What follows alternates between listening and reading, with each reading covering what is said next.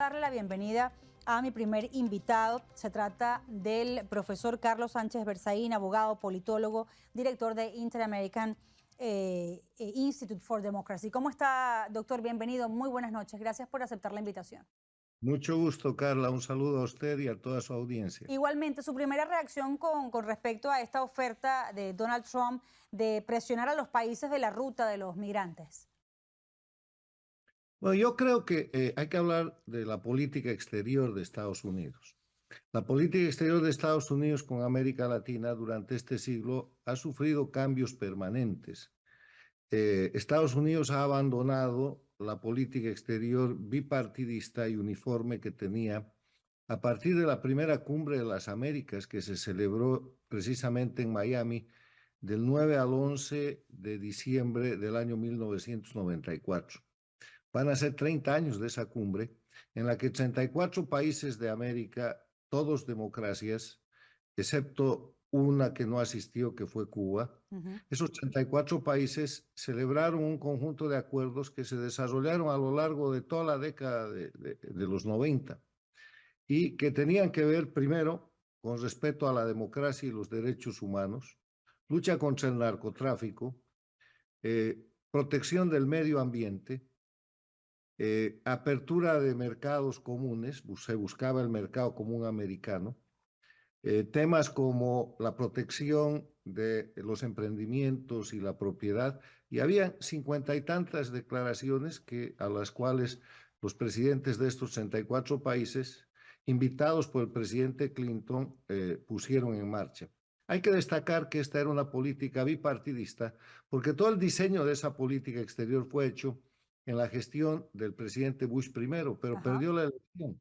Y cuando perdió la elección, lo que hizo fue entregarle el proyecto a Clinton, y Clinton no solamente que lo asumió, sino que tomó también gran parte del personal del gobierno del presidente Bush primero que había desarrollado aquello. Entonces, ¿por qué le menciono la Cumbre de las Américas, la primera Cumbre de las Américas? Porque a partir de esa cumbre se desarrolla un conjunto de políticas de entendimiento entre los países de las Américas que avanzan hasta el punto en que se firma la Carta Democrática Interamericana, el 11 de septiembre del año 2001. Por eso la década del 90 es una década de consensos, de esfuerzos vigorosos pero conjuntos para fortalecer la democracia, para luchar contra el narcotráfico. El resultado de eso es la erradicación de coca y de cocaína en países como Colombia, como Perú, como Bolivia. El resultado de eso son planes internacionales de cooperación que achican al crimen en la región y que fortalecen la democracia. Lamentablemente, el 11 de septiembre del 2001, al mismo tiempo que se producía en Lima la firma de la Carta Democrática Interamericana, se producía contra Estados Unidos el ataque terrorista en las Torres Gemelas, en el Pentágono y en otros lugares. Y después de eso, el presidente Bush segundo abandona la política bipartidista y se dedica a la lucha contra el terrorismo, abandonando además la región latinoamericana en un momento en el que había aparecido como una sombra el acuerdo entre Chávez, Castro y Lula, que da lugar al populismo y que hace del siglo XXI un siglo en el cual pasamos de tener una dictadura en las Américas a tener 5 dictaduras. El Ecuador ya se ha retirado de ahí, pero quedan Cuba, Venezuela, Bolivia y Nicaragua. Y además hay 5 gobiernos paradictatoriales, que son democracias al servicio de las dictaduras, que son México, que son Colombia con Petro, Brasil con Lula, Honduras con Xiomara Castro y Chile que va y viene con Boric. Le menciono todo esto como marco de referencia a su pregunta. ¿Qué tiene que hacer Estados Unidos? Tiene que ajustar su política exterior. Y tiene que ajustar su política exterior no solo en interés de lo que es la región, de todas las Américas, sino en interés de su propia seguridad, de su economía y de la situación interna de un país contra el que se ha usado con gran, diría yo, con gran fuerza, un sistema de guerra híbrida que es el manejo del narcotráfico, el manejo de las migraciones forzadas, el manejo del tráfico de personas, el manejo de narrativas falsificadas para agredir a Estados Unidos. Y en ese sentido esto no es nada nuevo, no es algo que esté descubriendo el presidente Trump, se lo viene mencionando desde hace más de una década, en el momento en el que la dictadura de Cuba, en la cumbre de la Organización de Estados Americanos en Panamá, asume prácticamente el liderazgo de América Latina de manos del dictador Raúl Castro y se entrevista con el presidente Obama. O sea, lo que se necesita es fortalecer y ajustar la política exterior de los Estados Unidos para bien de toda la región. ¿Y para Trump va a ser una prioridad América Latina? ¿Lo ve así? El tema del fentanilo, el tema de la cocaína, afecta a todos. Y el tema de las migraciones forzadas, además de la protección interna, además de la protección de las fronteras, tiene que ver con el origen de dónde vienen esas migraciones. Si usted se fija, las migraciones vienen de las dictaduras del Exacto. socialismo del siglo XXI, que expulsan a la gente, la utilizan como arma de agresión, y no solamente contra Estados Unidos. Hay más de 1 millón de venezolanos en Colombia, hay más de 1 millón de venezolanos y cubanos entre Perú y Chile. Hay un problema migratorio muy grande que tiene que ser manejado no solamente frenando el tema de la agresión física y urgente, que es muy importante, sino atacando la causa que son las dictaduras. Solamente cuando las dictaduras de Venezuela, de Cuba, de Nicaragua, de Bolivia permitan la recuperación democrática y la libertad a los pueblos, o sea, retorne la democracia, vamos a ver cómo esas migraciones no solamente cesan, sino que los migrantes que están en países donde han tenido que prácticamente escapar por el miedo que tienen, van a volver a sus países. ¿Usted cree que si mañana en Venezuela se instala un gobierno democrático como tiene que suceder el 10 de enero próximo, los venezolanos no van a volver? El profesor Carlos Sánchez Berzaín con nosotros. Profesor, le planteaba qué expectativas tiene, se ha generado ya con respecto a la llegada al Departamento de Estado de Marco Rubio y también de Mike Waltz a la Asesoría de Seguridad Nacional de la Casa Blanca. Yo creo que son buenas noticias para Estados Unidos, para las Américas y para el mundo. Primero porque Marco Rubio es una persona joven de altas calificaciones profesionales, de gran experiencia política y de gran experticia en temas de política exterior y de seguridad. No hay que olvidar que él empezó una carrera de congresista estatal aquí en la Florida y que después llegó al Senado federal, al Senado de los Estados Unidos, donde va cumpliendo ya varios periodos en los cuales se ha especializado y ha desarrollado capacidades muy importantes en materia precisamente de relaciones internacionales, ha formado parte del de los comités de inteligencia, Sí. tiene información y tiene conocimiento de la realidad objetiva de lo que es la región americana, incluye Latinoamérica. Cuando yo hablo de América, hablo de todo el hemisferio americano, todo el continente, y conoce además el mundo, conoce la relación de Estados Unidos en Europa, en el Medio Oriente, en China. Yo creo que no hay una persona en este momento con la experiencia, la capacidad y la información que tiene Marcos Rubio. Y a eso hay que agregarle algo que es muy importante. El senador Rubio, el próximo secretario de Estado de los Estados Unidos, proviene de una familia exiliada y forzada al exilio por la dictadura más antigua de las Américas, que es la dictadura cubana. O sea que al senador Rubio nadie le va a contar cómo es el ser víctima del exilio, de la persecución, de la expatriación por causa de una dictadura de crimen organizado, de una dictadura de carácter criminal. Lo ha vivido.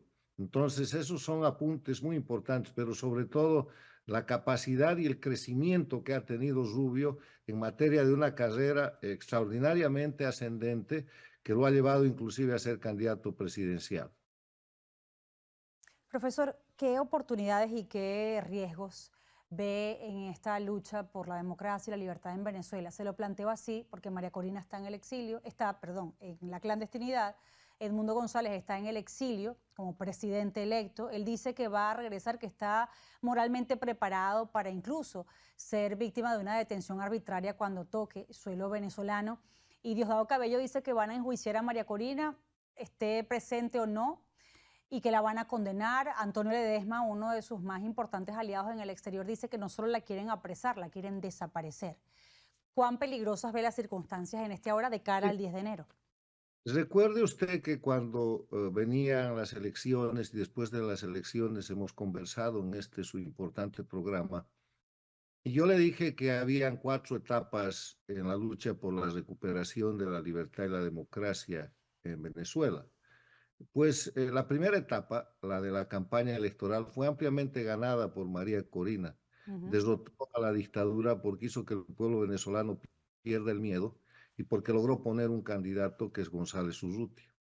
La segunda etapa fue la del día de la elección, el 28 de julio, donde la apuesta de la dictadura era el ausentismo electoral y Venezuela entera se volcó a votar con un resultado extraordinario que es el triunfo electoral. La tercera etapa es la de la narrativa donde sale Maduro con la falsificación de resultados, pero que vuelve a ser ganada por la oposición, en este caso por la líder María Corina Machado y el candidato ganador Edmundo González Urrutia, porque presentan prueba fehaciente de que quien ha ganado la elección es González Urrutia, y lo hacen con certificaciones fidedignas de cada una de las mesas, porque habían desplegado, María Corina, cerca de 600,000 venezolanos para hacer control electoral con sus denominados comanditos.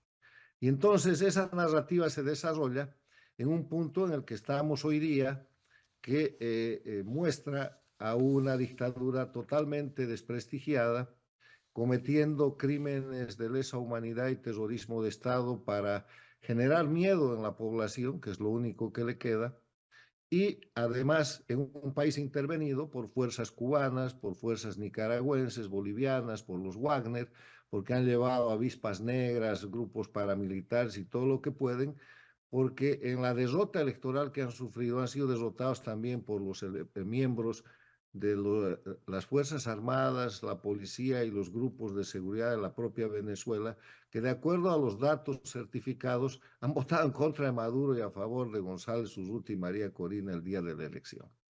En la etapa final es la etapa de la entrega del mando, que tiene que producirse el 10 de enero. Entonces, en el momento en el que estamos viviendo la acción violenta de un monstruo dictatorial agonizante. Y usted sabe que cuando estos fenómenos agonizan es cuanto más peligrosos son. Pero hay ese gran concepto de que la parte más oscura de la noche es la que precede al amanecer. Lo único que le queda a la dictadura venezolana es violencia, amenazas. Por eso han puesto a Diosdado Cabello a la cabeza de la represión criminal.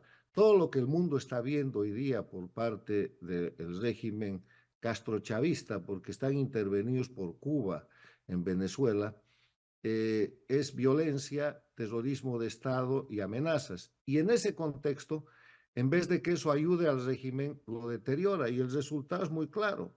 Edmundo González Urrutia no solamente está ya reconocido como ganador de la elección, está reconocido como presidente electo de Venezuela por la Unión Europea, por Estados Unidos, por una cantidad de países de Latinoamérica, la mayoría, el último ha sido el Ecuador, antes de eso vino el reconocimiento del Perú, el reconocimiento de la Argentina, el de Costa Rica, el de Panamá. O sea, solamente las dictaduras socias y cómplices de Maduro, que es la dictadura jefe de Cuba, la dictadura de Nicaragua, la dictadura de Bolivia y las dictaduras extracontinentales de Rusia, Irán y China, junto con Corea del Norte, son las que nunca van a reconocer ese gobierno, pero todo está listo para que el 10 de enero el presidente electo de Venezuela, que ese es su título, que esa es su posición actual, tome posesión. Y ahí quiero agregar algo a la pregunta anterior que quedó a medio responder. Usted me preguntó del designado asesor de seguridad nacional del presidente Trump, del señor Waltz, en la Casa Blanca. Este es un experto en temas de seguridad y un experto en China, en Rusia y Irán. Waltz ha servido 27 años en las fuerzas especiales del ejército de los Estados Unidos.